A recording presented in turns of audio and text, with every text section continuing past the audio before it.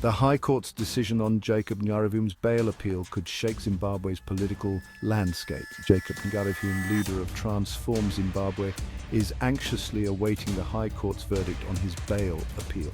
He was previously denied bail by Magistrate Farai Gutima, who cited concerns of potential violence.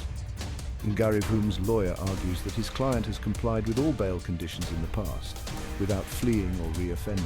Meanwhile, Amos Chibaya, another opposition figure, faces similar challenges with his own bail application. These cases underscore the ongoing tensions in Zimbabwe, where the courts are often accused of being used as political tools by the ruling ZANU-PF party. The outcomes of these bail hearings are not just about the individuals involved. They could signal broader implications for political dissent and justice in Zimbabwe. Stay tuned as we await the High Court's crucial decision. Will justice prevail, or will political maneuvering continue to dominate? Subscribe to stay updated on this developing story.